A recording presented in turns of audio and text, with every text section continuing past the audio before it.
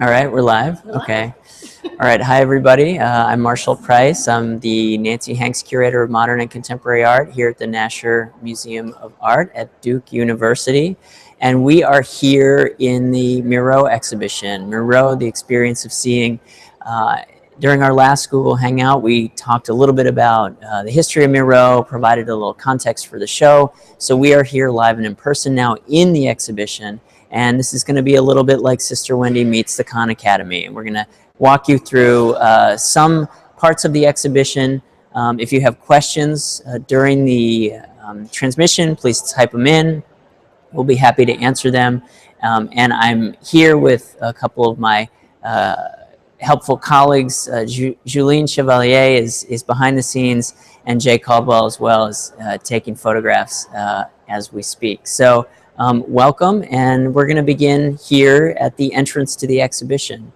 So this large painting that you see behind me is work by Miró called Woman, Bird, and Star, Homage to Picasso, and it's from 1966 to 73. And it's a really wonderful introduction to the exhibition because it's not only one of Miró's sort of iconic figure images done in his sort of signature style, using a collage type approach to the work with the very bright primary colors laid on top of one another, but it's also an important work in terms of the context of Miró's overall body of work. He was working on the painting for several years and finished it on the day of his friend Pablo Picasso's death. And Pablo Picasso, another Spanish artist, a very well-known Spanish artist, countryman to Miró. They were very good friends for many, many decades. And upon Picasso's death, Miró finished the painting and titled it as an homage to his friend. And you can see several sort of hallmarks of Miró in the painting. Not only do we have this abstracted figure before us, but we see very prominently in the left-hand side of the painting a large star, which is really one of the artist's signature symbols that he uses throughout his entire career. And if you look very closely in the lower right portion of the painting, you can also see this blue crescent, which represents a bird. And this was a symbol that Miró developed beginning very early on, dating all the way back to the 1920s, and it was one that he uses throughout his entire career. So if you look at some of the other works in the exhibition, as you'll see, he uses these symbols repeatedly throughout. This painting also makes a nice pairing with this sculpture here called Figure from 1969. And Figure is a bronze sculpture, and one of the wonderful things I think about this work paired with the painting is that Miró takes a similar type of collage approach in the creation of the work. And so what he's done is gathered various objects. If you recall from the first Google Hangout, we talked about how Miró was a constant and consummate gatherer of various objects, trash, industrial implements, whatever he found and could use in his work, he would collect and bring to the studio. And here we can see that he's assembled these objects. So very clearly on the bottom is a piece of wood, a log from a tree. This second part here is probably some type of driftwood, but he's added, if you notice, two small extensions on either side, indicating the arms of this figure. On top of that is probably either a stone or a piece of ceramic that Miró fashioned himself in the shape of a face with two eyes on either side of the head. And then on top, he sort of in a witty fashion, a humorous fashion, a gourd representing the figure's hat with these funny sort of fondue-like forks coming out of the top of it. So by looking at this, you can immediately see how Miró was full of humor and wit and was not bogged down by sort of heavy-handed or didactic types of works in any way, shape, or form. So let's move over here and just talk very briefly about these works in this corner. On my right is the Warrior King. It's a sculpture from 1981. And it's, again, another good example of how Miró used a collage type aesthetic in terms of his sculptural practice. We've got a board, a piece of driftwood perhaps, a large spoon coming out from the center of it, and then what looks like some sort of round industrial type object as the Warrior King's head. Now, the spoon is an interesting object because it could be perhaps the king's hand, it could be perhaps the king's scepter, or it could be a representation of the male sex of the figure as well. So we don't know, and that's one of the wonderful things about Miró sculpture, is that it can be read in any number of ways and interpreted as you like. One of the wonderful things about the exhibition that I'll point out here between the Warrior King painting and sculpture and this painting behind me called Spanish Woman from 1974 is this inherent connection between painting and sculpture. And not only is the connection stylistic and a formal one, you can see this large sort of round industrial implement in the Warrior King painting sculpture next to this round drawn line in Spanish Woman, but also there is a conceptual connection between the paintings and the sculpture. And so he's exploring these characters both in 2 and 3 dimensions on a number of different levels. Miró mentioned during his life that he was interested in creating a phantasmagoric world of living monsters. And what we see when we look at the works closely is we see these characters almost as if they're playing out in some type of metaphysical drama. Marshall, I'm going to interrupt you with a question that's just come up. Are the sculptures influenced by the painting? Is Miró working out problems in 2D and 3D? Yes. So we have a question about the sculptures and the paintings, and is the artist working out problems in 2 and 3 dimensions? And I would say definitively yes. He is certainly addressing some of the same subjects and themes, both in painting and sculpture. The sculpture, if you all recall from our first Google Hangout, really began to play a prominent part of his artistic practice in the 1960s. So he underwent several decades of immense creativity, particularly with the sculptures. So Miró is primarily known as a painter and a printmaker by most, but during this last portion of his life, he underwent a tremendous burst of creativity in making 3-dimensional work. And for him, I think it provided just another outlet in terms of exploring some of the same themes that he had worked on for many years. So keep those questions coming. So we're going to move on to the next section of the gallery and talk about several other works in the exhibition. So behind me is a painting as well as on my left-hand side, and 2 sculptures on my right-hand side. And again, these 3 works are an excellent example of this strong connection between painting and sculpture in the exhibition, and the similarities that really are current throughout. The painting is called Figure Before Landscape from 1963, and it's the earliest work in the exhibition. You can see that there are these drawn lines before a green background in a very abstract way. And one of the things that I'd like to point out with regard to this painting is that Miró always considered himself a representational artist. He did not consider himself to be an abstract artist. So his works are filled with actual images. Now, they may be difficult to read, or they may provide a challenge in terms of deciphering the images, but the images are there nonetheless. So he's created this landscape by using a field of green in the background. And the figure is made up of these heavily drawn black lines, this large sort of circular shape for the body, and these two elements that are held upward toward the sky, representing the arms. And if you notice in the upper right corner, there's a large red dot surrounded by a yellow circle, which may represent the sun, the moon, or some combination of other type of celestial body.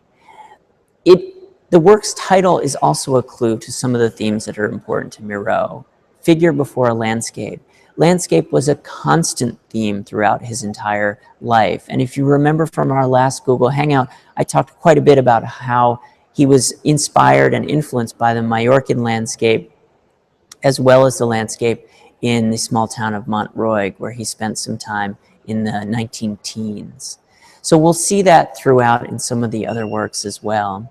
Now, with regard to the two relief sculptures on the other side of me here, we can see an inherent formal connection between the relief sculptures and the painting that we just saw.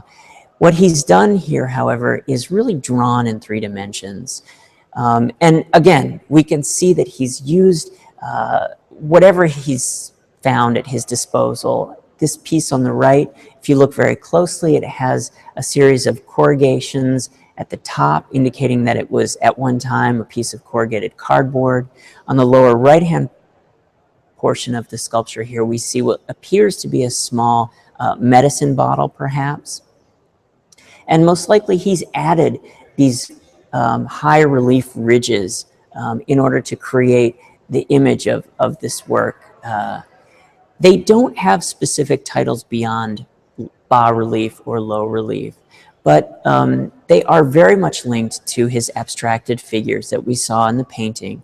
And they were inspired most likely by a visit he made to the prehistoric caves at Altamira in Spain, where he saw very similar types of carvings in the rock surface. And we've got another question from Carol Wilson. She's curious about, did he paint outside on plein air, or did he always work in a studio? We have a question by Carol Wilson. Did the artist paint outside in plein air, or did he work in his studio? He worked primarily in his studio, Carol. He was not a plein air painter in the conventional sense of the term.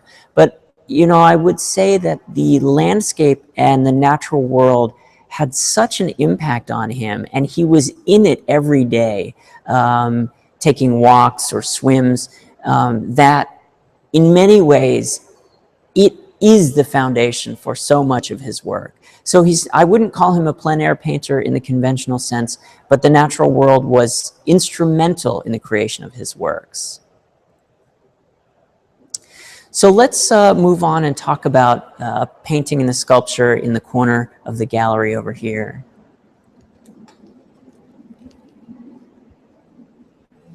Now, I mentioned before that Miró is interested in creating a phantasmagoric world of living monsters, and this sculpture here, Figure from 1981, is the perfect example of that.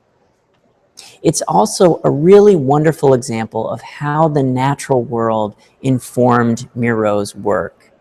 Miró took regular walks in the countryside and was among the rustic landscape of Majorca in his later years. And he would see stone formations and various other objects along his way. And these played into the creation of works such as Figure that we see here. For the body, he's taken what looks like a sort of crumpled up piece of metal and used it as is. On top, he's placed maybe a large stone that he's carved into, or maybe a piece of ceramic that he's worked on in the studio. To that, he's added this very funny sort of nose in the front, 2 ears on either side, and then perhaps a hat or some sort of other adornment on top in the form of a small bottle that he's cast. And the process that he used to make these really allowed him to incorporate any type of object that he could in the work. He used what we call the lost wax technique, which allowed him to collect various materials in metal, wood, plastic, any type of material, and combine them in any given order. A wax mold was then made of that, and that was cast in bronze. So the process really allowed him to assemble objects that maybe wouldn't have necessarily gone together otherwise. The process also allowed him to add his own hand in the process of making the sculpture itself. So at the stage when it was a wax mold, he could carve into it, he could draw into it, and really add his own mark to the objects. This figure, this sculpture, also makes a really wonderful pairing with this painting to my left called Landscape. And again, it's one of several works in the exhibition with a fairly generic title, Landscape. But it's another indication of just how important the land was to the artist and how inspirational it was to him. We see what looks like some type of bird before this very open space, and he's included a large area of blue in the upper right, a sort of black square type shape in the upper left, a sort of enigmatic dot of purple in the middle, and this figure looking very much like a bird in the lower portion of the painting. And Miró was very much influenced by vernacular traditions in Spain, and in particular, he was enamored with a certain type of clay whistle that is found only on the island of Majorca, known as a cirel. And these clay whistles were painted with bright greens and reds, with a lot of the white clay showing through. And this figure that we see in the landscape here is extremely reminiscent of these cirel figures. And I'm sure that that was probably a great inspiration to him when he made this painting. So we're going to move on.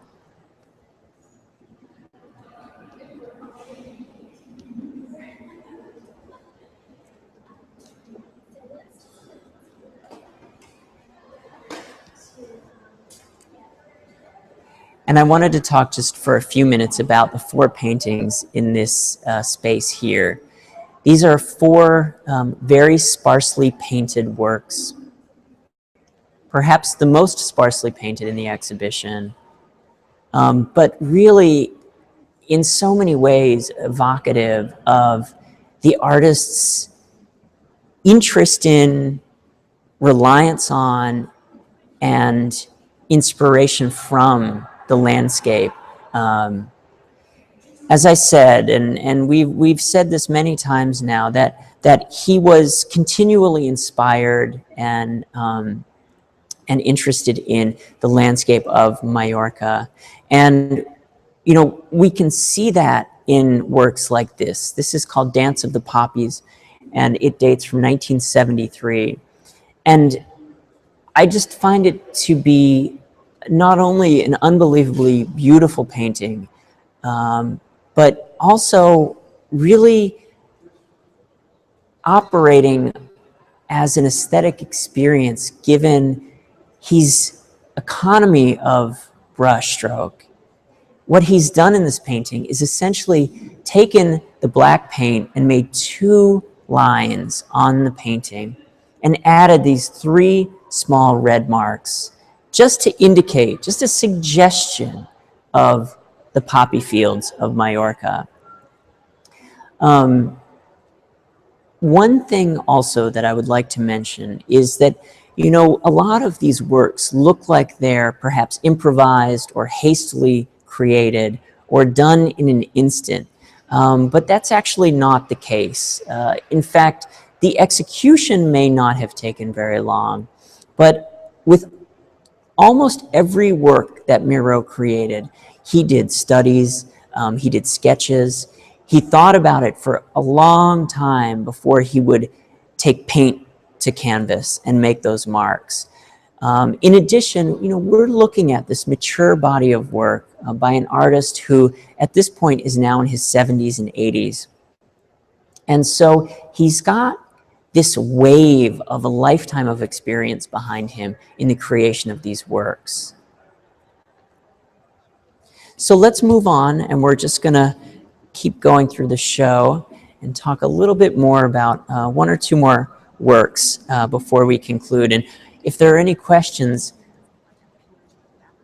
please send them along, because we love to have questions, and I hope to elucidate some aspects of Miró's work and life.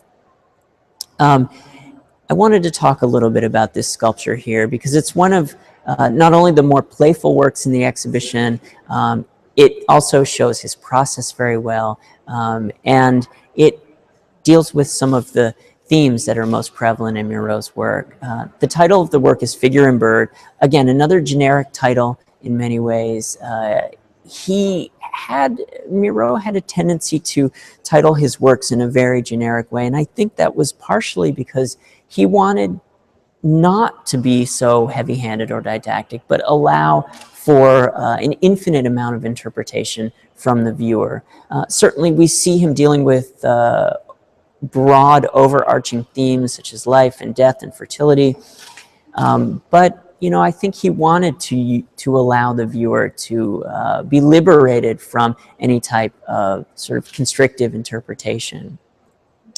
So we can see in Figure with Bird, he's again used a collage type of aesthetic or approach to the creation of the sculpture itself by using what was a basket, a very regional type of Catalonian basket that's actually still in use today for the head of the figure. It's dead. It's dead.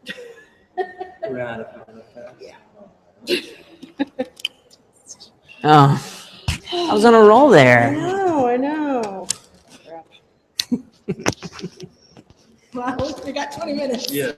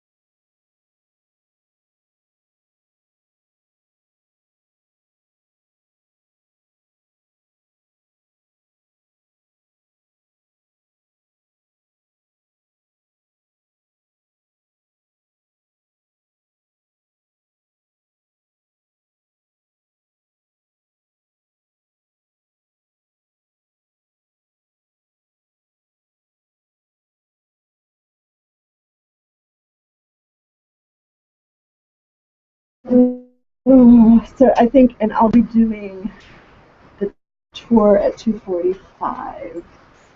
Um, that's the after school council. No, unless there's something on the email. And I assume the Carolina Friends School was one that we had booked prior, or we just made an exception for any prior, just because they're 6th to 8th graders or starting right now. So.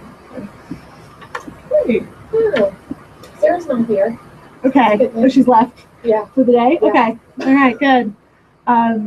They're built till 1:45, but by the time you guys go to 1:30, right? By the time you all get started, Yeah.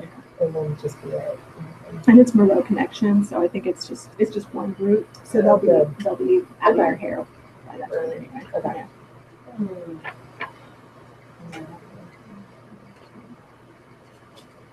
Yeah. Yeah. So you have had a.